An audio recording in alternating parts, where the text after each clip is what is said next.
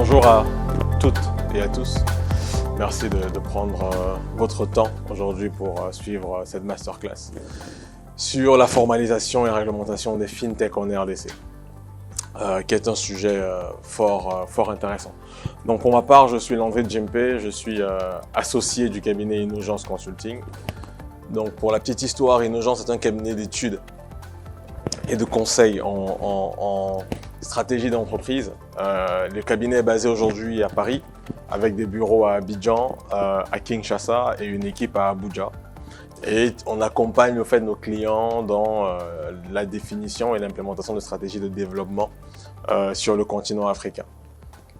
Par le biais de trois, on va dire, prestations principales, c'est tout ce qui est veille et analyse sectorielle, comme on est en train de le faire aujourd'hui. Le fait de pouvoir suivre l'évolution et analyser l'évolution d'un marché donné. Deuxième prestation qu'on fait, c'est tout ce qui est étude consommateur. Parce que quand on est entreprise, on veut lancer un nouveau produit ou alors on veut savoir un peu comment se passe son marché. C'est toujours intéressant de pouvoir avoir des données fiables recueillies auprès de ses clients.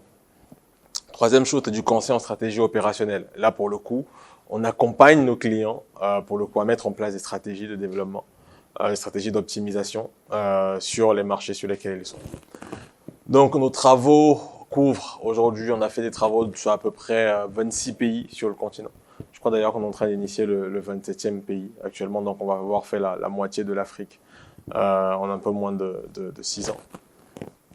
Et l'une des grandes forces du cabinet aussi, c'est que les consultants viennent de divers pays. Donc, grosse partie quand même Afrique de l'Ouest et Afrique centrale. Mais autant anglophone que francophone. Et c'est là où c'est super intéressant. Comme vous voyez sur les slides, les pays en orange sont les pays au fait où vous trouvez des équipes physiques d'Innogence. Donc il y a la France, mais la France n'est pas représentée, c'est d'ailleurs là où il y a le siège. Donc on parle aujourd'hui de FinTech en RDC. Mais avant de parler de FinTech, il faut peut-être parler de la raison d'être et de l'intérêt que pourraient avoir les FinTech sur le marché de la RDC. Pour le faire, il faut faire un état des lieux de l'inclusion financière dans le pays.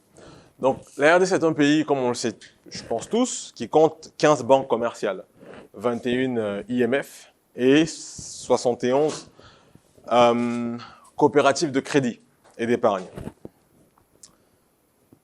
On va dire que le marché de la banque a été réellement libéralisé, a été réellement redynamisé il y a à peu près une vingtaine d'années. Et donc, on a vu il y a 20 ans, au début des années 2000, l'émergence, en tout cas, le lancement de pas mal de nouveaux acteurs qu'on voit aujourd'hui. Je pense notamment comme ça rapidement à des acteurs comme Robank, à des acteurs comme TMB, des acteurs comme Procrédit un peu plus tard. Mais aujourd'hui, malgré l'effort de ces acteurs-là, on compte à peine 6 millions de comptes bancaires en RDC. Dans un pays qui fait à peu près, en fonction des sources, entre 95 et 100 millions d'habitants. Donc on a à peine 6 millions de comptes bancaires, ce qui nous ramène à un taux de bancarisation d'à peu près 9%, qui reste quand même relativement faible. Et cela, ça s'explique principalement, du moins beaucoup, par le nombre d'agences du réseau bancaire. Aujourd'hui, en RDC, on compte à peine 380 agences bancaires sur tout le pays, ce qui nous fait à peu une moyenne de 25-26 agences bancaires par banque. Même si on sait qu'il y a certaines banques qui ont beaucoup plus et certaines banques qui en ont beaucoup moins. C'est bien une moyenne. Côté IMF, on est à 175 agences. Et là où c'est très intéressant, c'est que on a une très forte concentration du réseau d'agences, que ce soit bancaire ou IMF, autour de 5 grandes provinces. Donc on a Kinshasa, le Haut-Katanga, le Congo central et les 2 Kivu.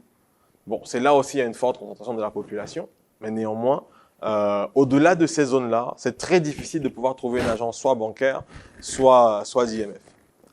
Maintenant, dans le même temps, on a vu émerger au Congo, il y a à peu près une dizaine d'années, de nouveaux acteurs, ce qu'on appelle les émetteurs de monnaie électronique.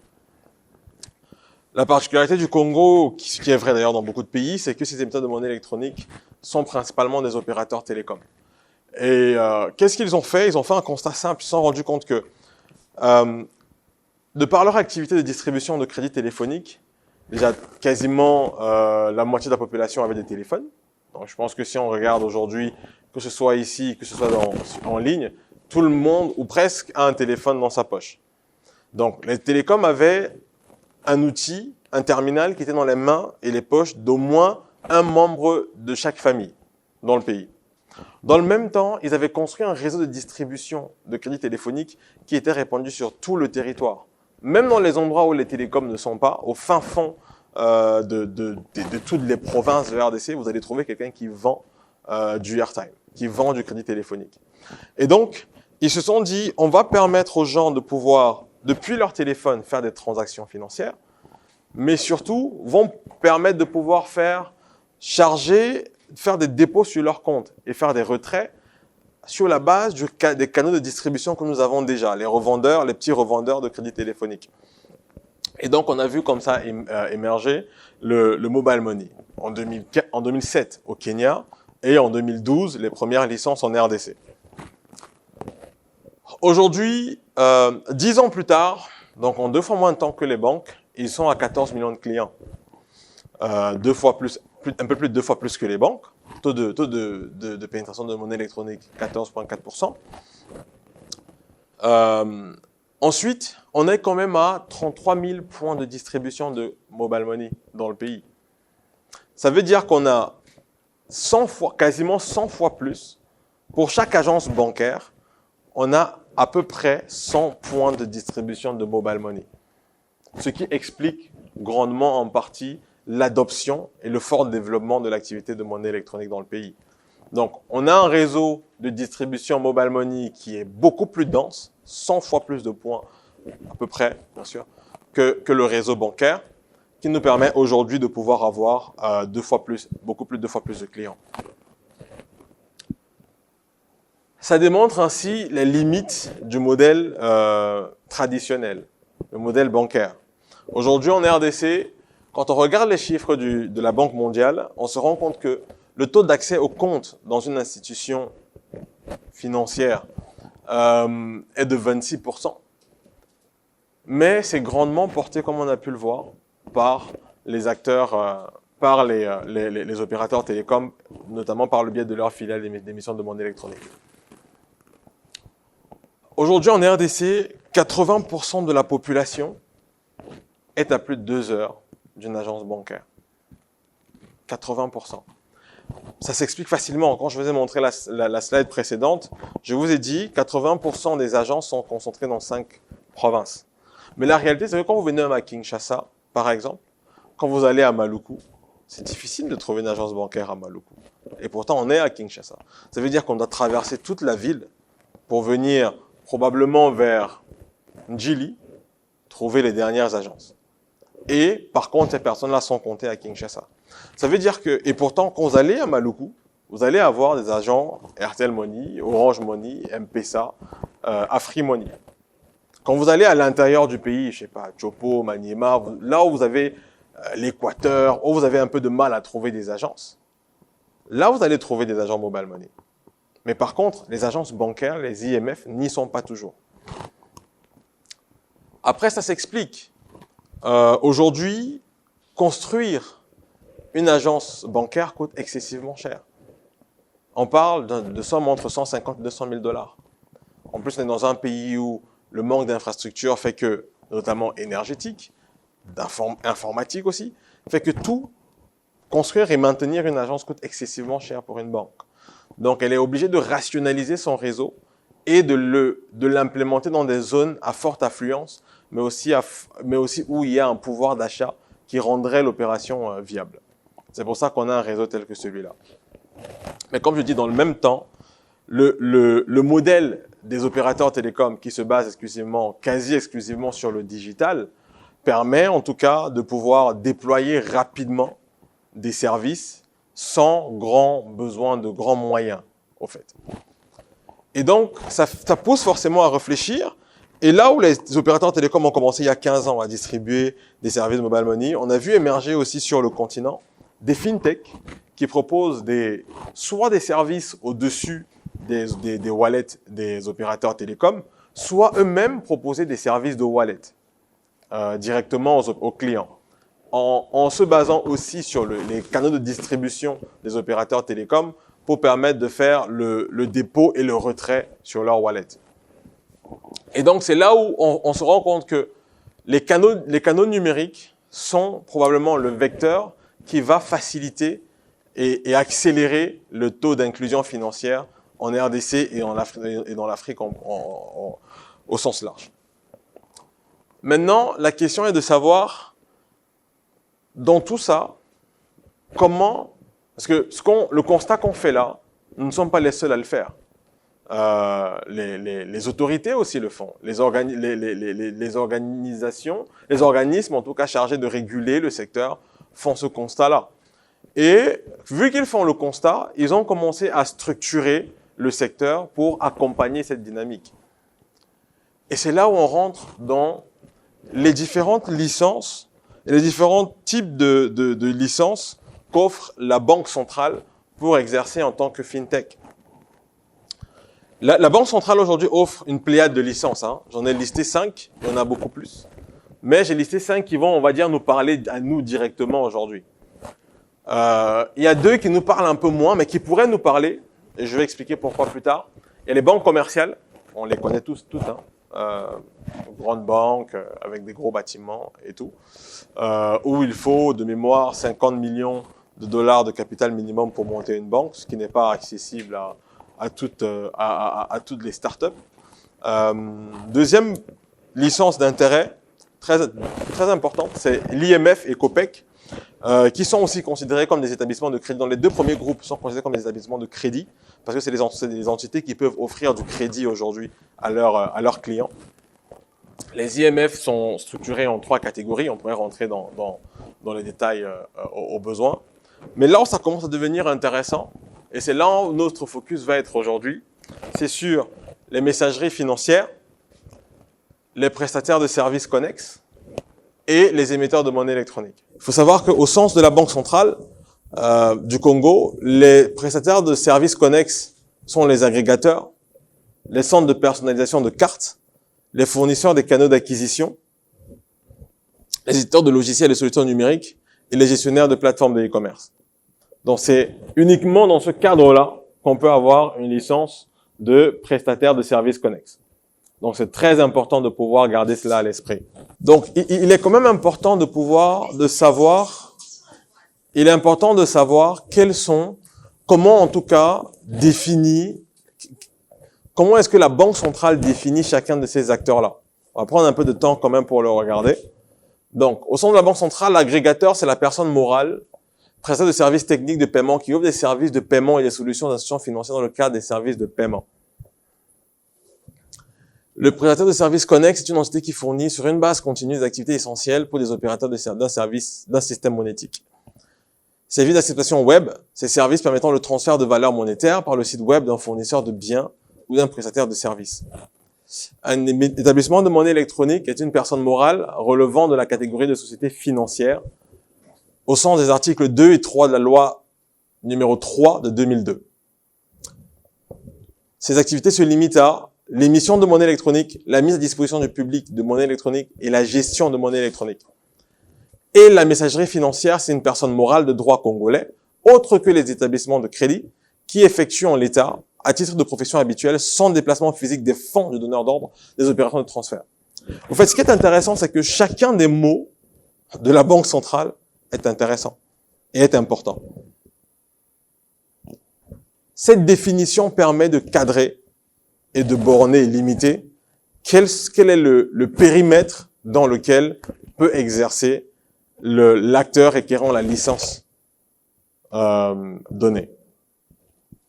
C'est vrai que après, en fonction, il y a la Banque centrale fait un travail de définir qui peut faire quoi, qui est autorisé à faire quoi. Mais déjà dans la définition, on voit très bien quel est le périmètre qu'offre la Banque centrale. Quel est le périmètre qu'offre la Banque centrale aux requérants de licence. Slide très important, ce sont les activités permises en fonction du type de licence que l'on a.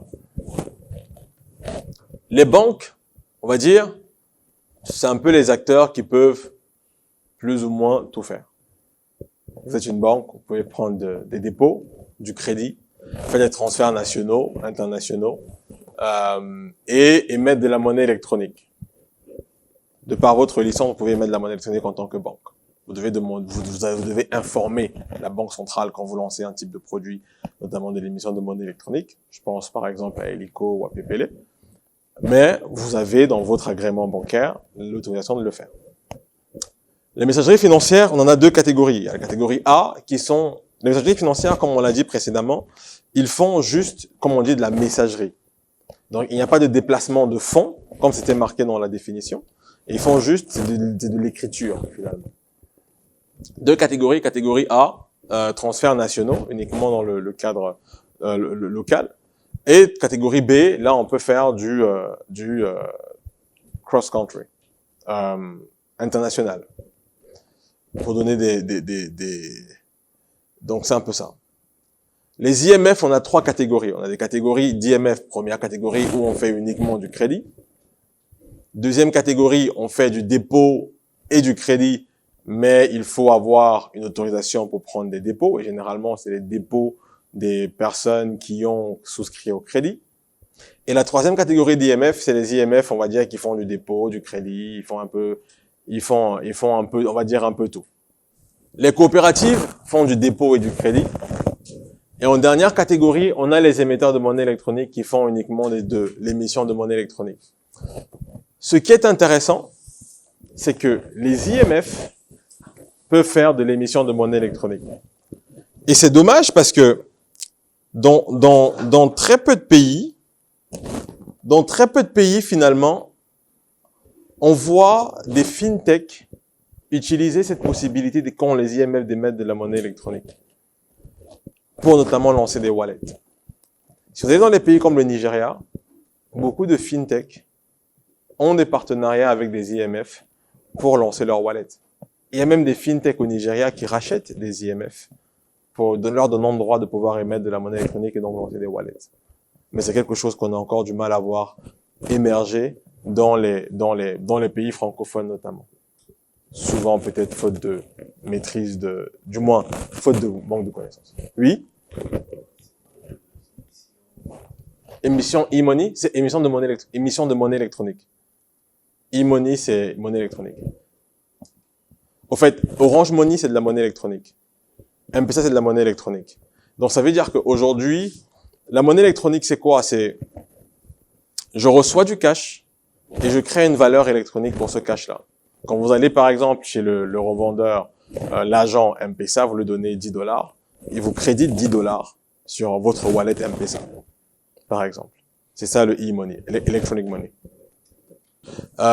Bon, je crois qu'on a un banquier, c'est on va dire, c'est les enfants chéris du régulateur. Ils peuvent tout faire, comme vous voyez. Mais comme je disais, ce que beaucoup de fintech souvent ignorent, c'est que le partenariat, du moins les IMF, dans les établissements de crédit au sens large, donc les banques et les IMF, ont dans leur agrément la possibilité d'émettre de la monnaie, de distribuer de la monnaie électronique. Donc, si vous réussissez à avoir des bons deals avec l'IMF, qui se porterait garant du coup auprès de la Banque centrale de l'activité d'émission de monnaie électronique, il est possible de pouvoir faire des services encore plus intéressants que ce qui est sur le marché aujourd'hui. Mais pour le faire, il y a une composition de dossiers qui est énorme pour demander une licence. Là, j'ai essayé sur une slide de mettre grosso modo les principales requêtes du régulateur, donc de la Banque centrale, sur ce qui est demandé en matière d'agrément, composition de dossiers d'agrément. Et comme je dis, dans un premier temps, il faut comprendre l'esprit du régulateur. On est sur une activité qui traite avec l'épargne des populations. Donc, c'est un sujet sensible. On traite quand même avec la sueur des gens, le réseau de la sueur des gens. Deuxième chose, on est dans un pays où il y a eu, du moins c'est pas qu'en RDC d'ailleurs, dans un continent même où il y a eu beaucoup de problèmes avec le secteur bancaire. On a vu des banques faire faillite, des IMF faire faillite, partant ainsi faisant perdre à beaucoup d'épargnants énormément d'argent. Donc, il y a une crainte vis-à-vis du secteur bancaire. Ça fait qu'aujourd'hui, le régulateur a besoin de s'assurer que tout acteur qui demande une licence pour travailler dans le secteur et pour permettre le déplacement de fonds et de l'épargne des populations, a besoin de montrer patte blanche.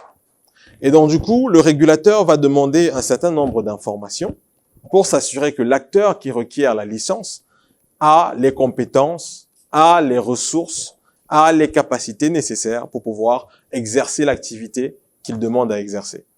Et ça, c'est très, très, très important. Parce que au-delà de au-delà de ce qui est marqué là, il faut comprendre la philosophie du régulateur quand on monte le dossier de demande d'agrément. Ça permet de pouvoir savoir et même d'anticiper qu'est-ce que je dois envoyer au régulateur. Et dans ce cadre-là, souvent, il vaudrait mieux envoyer trop que pas assez. Il faut rassurer le régulateur, en fait, quand on fait une demande d'agrément. C'est un peu ça la philosophie. C'est de dire comment est-ce que je peux rassurer le régulateur que l'activité, que j'ai les ressources, j'ai les compétences, j'ai les capacités nécessaires pour exercer l'activité. On peut me faire confiance. J'ai le niveau de probité. Parce que ça, c'est un sujet qui est très important pour le régulateur. J'ai le niveau de probité requis pour exercer l'activité de, je ne sais pas, d'émission de monnaie électronique, de transfert d'argent. Parce que typiquement, ce que le régulateur ne veut pas, c'est quoi? C'est que demain, vous montiez en wallet, vous agrégez l'épargne des gens dessus, les gens ouvrent des comptes, ils ont du float, ils ont de l'argent dessus. Et puis du jour au lendemain, on dit, bah c'est parti. On a 100 millions, 200 millions, 1 milliard qui a complètement disparu dans la nature. Ça, c'est quelque chose que le régulateur veut se prémunir. Et donc pour ça, il est obligé de demander un maximum de choses à toute personne qui requiert une licence pour exercer dans le système financier congolais. Et donc on va faire un peu la liste rapidement. Donc statut notarié, c'est normal. Documents établissant les qualités et les pouvoirs des représentants légaux et statutaires. L'idée est de pouvoir savoir qui sont les personnes qui vont pouvoir engager l'entreprise, avec qui on va pouvoir échanger sur les éléments de l'entreprise. Renseignements sur les dirigeants, même esprit. L'identité des personnes détenant directement et indirectement des participations dans le capital et la taille de leur participation. Donc c'est important de pouvoir savoir qui sont les personnes qui investissent dans le secteur. Pour le régulateur, c'est ultra important. Vous allez voir peut-être après. La preuve de bonne moralité des dirigeants. Donc comme je disais, il y a un niveau de probité qu'on doit démontrer quand on est soit dirigeant, soit actionnaire d'un établissement financier. Parce qu'on veut s'assurer une fois de plus que l'argent des gens ne va pas disparaître du jour au lendemain. C'est ultra important. D'ailleurs, même il y a des exigences où on demande même à ce que les personnes, les dirigeants n'aient pas fait faillite, n'aient pas été condamnés pour des questions de fraude, de faux, usage de faux monnayage, de blanchiment d'argent. C'est super strict au fait. Et c'est intéressant parce que récemment, j'ai assisté à un atelier où l'un des responsables de contrôle au niveau de la Banque centrale disait que quand il y a une nouvelle demande d'agrément, même quand on veut nommer un directeur de contrôle interne dans une banque, c'est un poste qui doit être notifié et demander validation à la Banque centrale, ils font réellement des enquêtes. Ils se renseignent, en fait, pour savoir est-ce que la personne a le niveau de probité nécessaire, est-ce qu'il n'a pas été condamné, est-ce qu'il n'a pas été pris en flagrant délit de détournement dans une ou une autre banque locale ou internationale. Donc, il y a une vraie enquête qui est menée pour notamment identifier le niveau de probité des dirigeants des entreprises qui veulent se lancer dans le secteur financier. Et ça, c'est vraiment à prendre en compte. Les états financiers certifiés par un commissaire aux comptes pour les établissements ayant plus d'une année de vie sociale. Si vous êtes nouveau sur le marché, ça va. Si vous avez plus d'un an, il faut des états financiers certifiés par un commissaire aux comptes. Il y a un plan d'affaires, ça c'est important, qui renseigne les prévisions d'activité, qu'est-ce que vous allez faire, d'implantation et d'organisation, donc qu'est-ce que vous voulez faire, où vous voulez faire et comment vous vous organisez pour le faire, ça c'est important. Donc il faut, comme je disais, il faut que le régulateur sente qu'il y a quand même des gens sérieux qui savent ce qu'ils sont en train de faire. Il y a les détails des moyens techniques et financiers ainsi que les ressources humaines que l'institution entend mettre en œuvre au regard de ses objectifs. Donc, avoir un plan, c'est bien, mais quelles sont les ressources qu'on mobilise, les compétences qu'on mobilise pour mettre en face de cela? Les certificats techniques obtenus pour l'activité. Donc, si vous voulez faire, par exemple, du paiement, c'est tout ce qui est du PCI, DSS et toutes les autres certifications qui peuvent exister sur le secteur. L'accord type de niveau de service, c'est important. Les spécifications techniques et fonctionnelles des produits et services à offrir. Si vous offrez une carte, si vous offrez un service d'acceptation, si vous offrez un wallet, quelles sont les spécifications techniques du produit et du service. Les procédures de règlement applicables en situation ordinaire et de crise, et les procédures de gestion de crise. Ça, c'est ultra important. Parce que les crises vont arriver. Il n'y a pas de mitigation à 100% de risque. Ça peut arriver. Donc, du coup, la Banque centrale a besoin de se rassurer que vous avez en amont anticipé les risques et que vous avez déjà défini un plan de gestion de risque et de crise. Ça, c'est ultra important. Ce que vous voyez en violet s'applique spécifiquement aux émetteurs de monnaie électronique. Donc là, la Banque centrale, en plus de ce qui est en haut, a besoin de savoir, de connaître l'identité des dirigeants et des personnes responsables de la gestion des activités d'émission. Pourquoi ça? C'est que généralement, les émetteurs de monnaie électronique sont c'est une activité qui émane des opérateurs téléphoniques. Très majoritairement. Par contre, dans beaucoup de pays, on a vu que les régulateurs ont exigé aux opérateurs télécoms de pouvoir sortir les activités d'émission de monnaie électronique pour en faire une activité à part entière, une filiale à part entière. Donc, le régulateur a besoin de savoir qui sont les dirigeants qui seront dédiés à cette activité-là. Quand vous allez chez Orange, chez Vodacom, chez Airtel ou chez Afrimoney, le directeur général d'Orange n'est pas le directeur d'Orange Money. Il peut, dans certains pays, dans certains cas, être le président du conseil d'administration, mais il n'est pas parmi les dirigeants, il n'est pas parmi l'exécutif. Copie des contrats et protocoles conclus avec les partenaires techniques et financiers pour l'émission de monnaie électronique. C'est important parce que l'émission de monnaie électronique, il y a une plateforme technique qui émet de la monnaie électronique. En le même temps aussi, les fonds ne sont pas cantonnés par l'opérateur télécom, c'est cantonné généralement par une banque. Donc le régulateur a besoin de savoir quel est le contrat qui lie la banque avec l'opérateur télécom et quel est le contrat qui lie l'opérateur télécom avec son prestataire technique pour l'émission de monnaie. Ça permet aussi de pouvoir voir un peu, identifier quelle est la cartographie des risques. Donc tout ça, c'est toujours dans une logique de comment, en tant que moi régulateur, je peux identifier les potentielles sources de risques dans l'activité de celui qui requiert la licence. Et donc, nous aussi, en tant que fournisseur de services, quand on veut demander la licence, quand on veut demander l'agrément, on doit avoir cette philosophie-là en se disant, OK, d'où peut émerger le risque dans mon activité?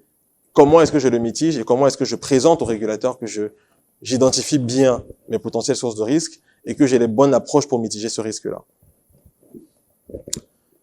Une copie des différents projets de contrat à conclure avec les différentes parties, particulièrement avec les distributeurs de monnaie électronique, les acceptateurs et les porteurs ou souscripteurs de monnaie électronique. Ça, c'est pour la monnaie électronique, mais ça, c'est vrai aussi si je veux monter un wallet. Ça, c'est vrai aussi si je veux faire de l'acceptation. En gros, tous les contrats que vous avez avec vos partenaires qui sont d'importance significative, vous devez pouvoir les mettre à disposition de la Banque centrale. Une présentation du produit indiquant notamment le public cible, le mode de chargement, les plafonds de chargement, les transactions, les coûts de transaction, le mode de tarification. Si je prends l'exemple d'un MaxiCash, je pense que vous avez un wallet de mémoire. Donc, c'est les éléments, je m'imagine quand vous avez demandé la licence, c'est les éléments que vous avez dû mettre dans le dossier de demande d'agrément. Exactement. Donc, c'est important, en fait. La Banque centrale doit être informée de tout le process tout le cycle de vie, en tout cas, du produit. Et en fonction des différents schémas. Si je suis client, quel est mon cycle de vie? Quel est mon cycle de vie avec le produit. Si je suis un partenaire, comment j'interagis avec le produit. Et elle a besoin de savoir comment chacun des parties prenantes de l'écosystème du requérant de la licence permet comment est-ce qu'il va interagir avec le produit. Ça, c'est super important. on va aller alors sur je vais dire des modalités un peu plus pratiques de la demande d'agrément. La demande d'agrément, elle est rédigée et adressée au gouverneur de la Banque centrale. Mais ceux qui vont le traiter, c'est la direction des agréments et de la réglementation. Donc, on adresse le courrier au gouverneur, mais on le sait tous, c'est pas le gouverneur qui va éplucher les centaines de pages que vous allez envoyer pour la demande d'agrément. Il y a une direction des agréments et de la réglementation, dont ils ont des experts qui vont se charger de regarder dans le détail la demande d'agrément. Il y a bien sûr des frais de dossier dans tout ça.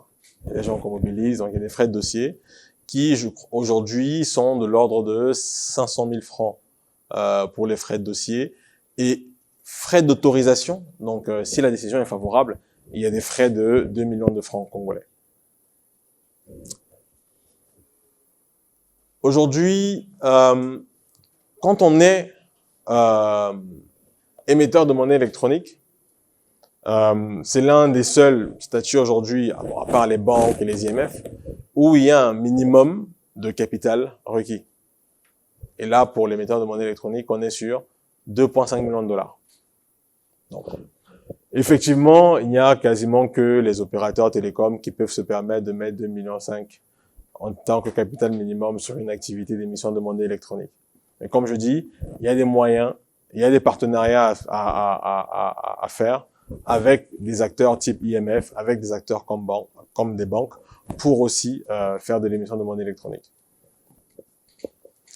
Aujourd'hui, on est sur un délai de traitement entre 60 et 90 jours, en fonction du type d'agrément demandé. 60 généralement pour les prestataires de services connexes et 90 jours pour l'émission de monnaie électronique. Maintenant, ce délai peut être allongé en fonction du besoin du régulateur, s'il a besoin d'informations supplémentaires sur le dossier que vous avez déposé, par exemple. Donc, vous pouvez monter un dossier qui n'est pas complet, ou alors il veut des confirmations, ou alors, typiquement, je prends un exemple, une fintech, je prends un exemple même concret, MFS Africa, je sais pas s'il y a des gens qui le connaissent, c'est une fintech sud-africaine, basée en Afrique du Sud, qui est un agrégateur au fait de solutions mobile money sur toute l'étendue du continent. Et donc, quand elle vient demander un agrément, d'ailleurs elle a un agrément en RDC, quand elle demande un agrément en RDC, il est possible que la Banque centrale interroge sa consoeur sud-africaine pour demander si MFS Africa est un acteur qui est en règle en Afrique du Sud, s'il n'y a pas eu de problème, s'il n'y a pas eu malversation et autres. Donc, généralement, là c'est un exemple avec MFS, mais on peut en prendre avec, je sais pas, CNetPay, qui je pense aussi a son agrément ici. Donc, il y a pas mal de fintech comme ça, quand elles sont étrangères et qu'elles viennent demander un agrément ici, le régulateur peut interroger le régulateur de la maison mère pour savoir si le requérant est en règle dans son pays mère.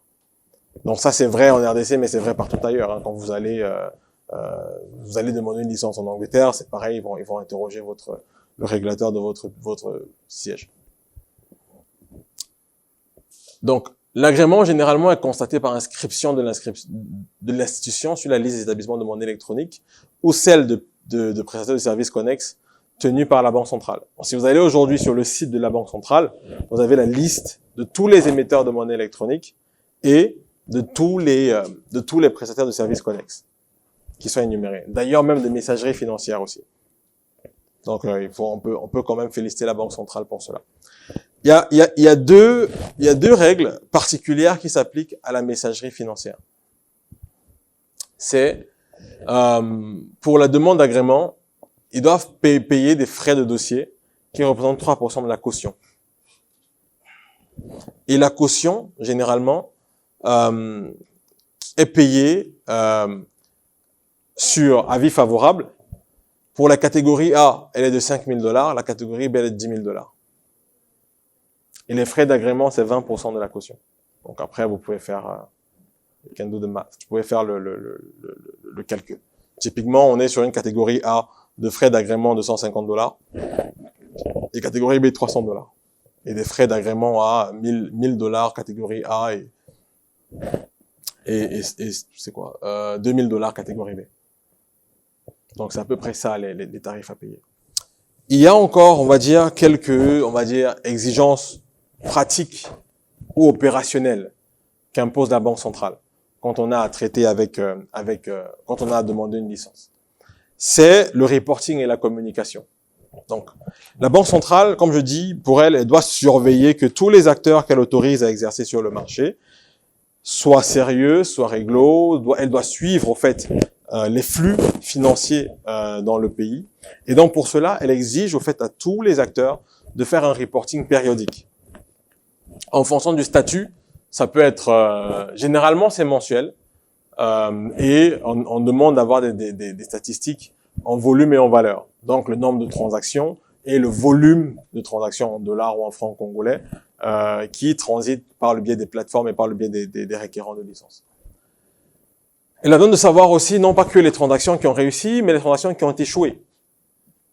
Ça fait partie du niveau de service dont on parlait précédemment.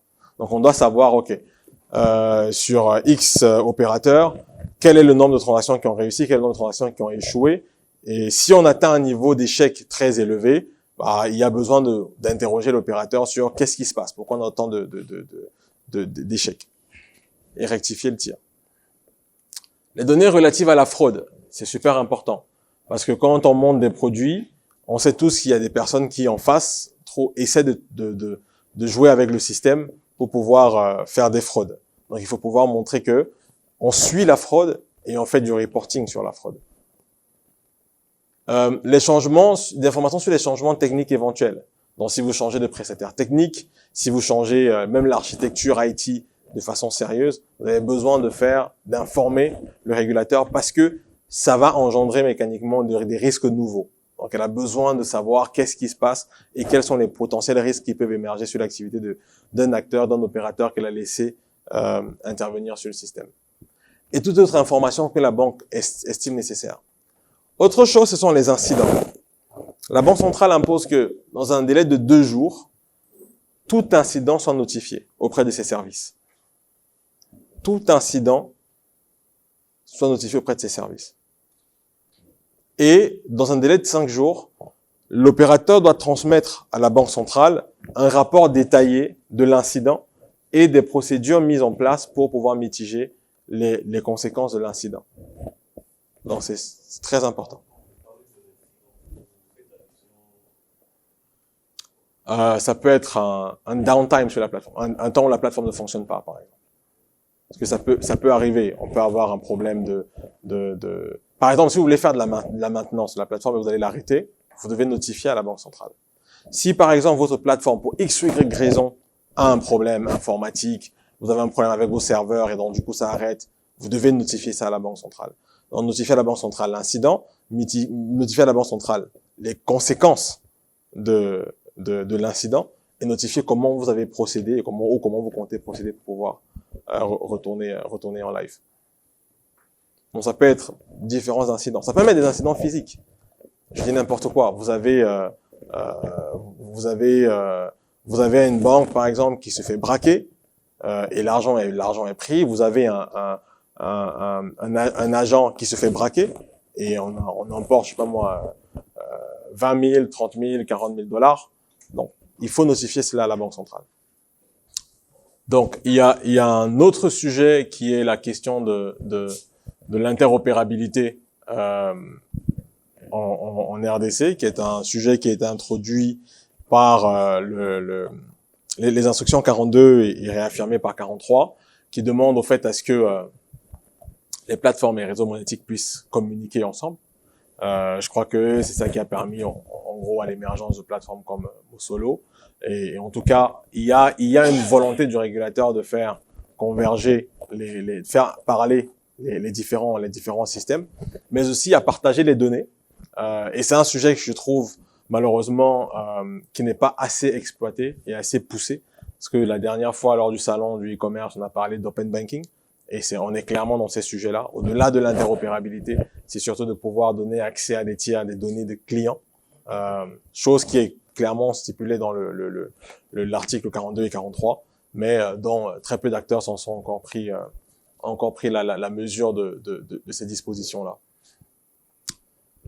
Règlement des transactions web, vous devez pouvoir régler les transactions, mettre à disposition en tout cas l'argent à J+1. À J+1.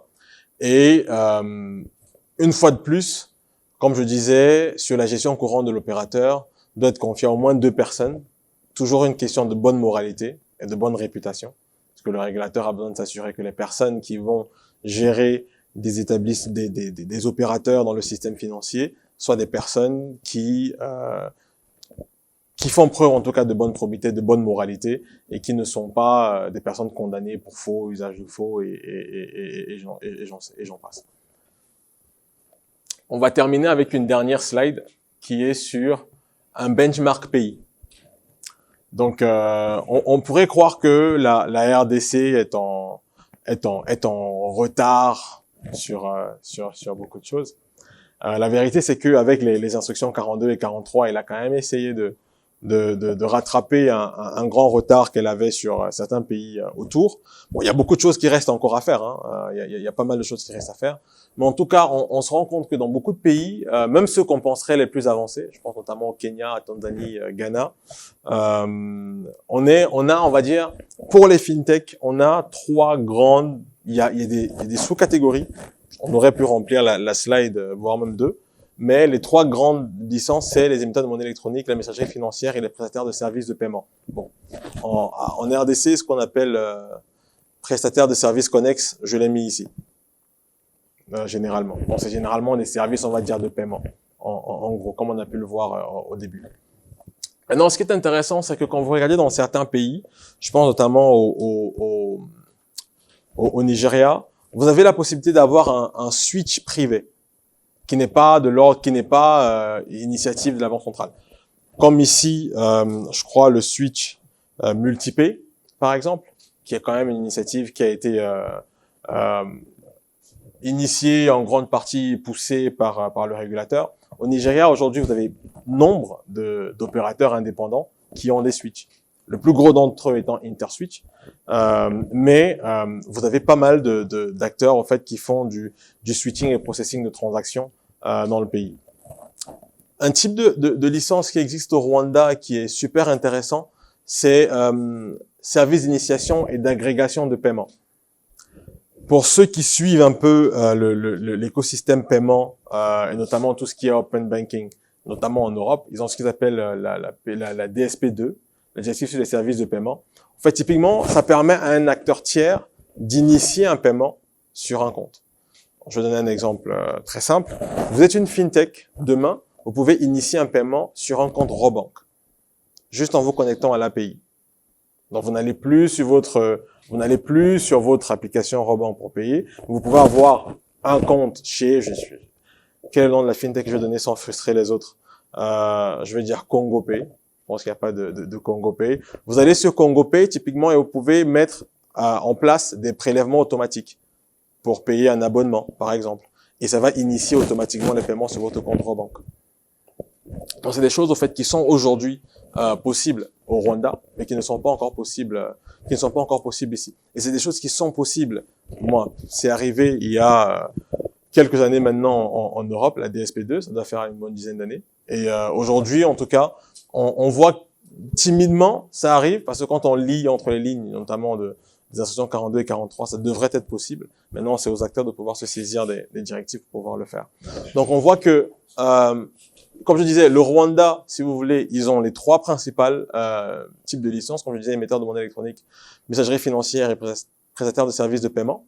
Mais ils ont le Service Initiation and Aggregation.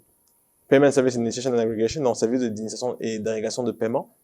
Et au Nigeria, où ils n'ont pas cela, ils ont plutôt du switching and processing.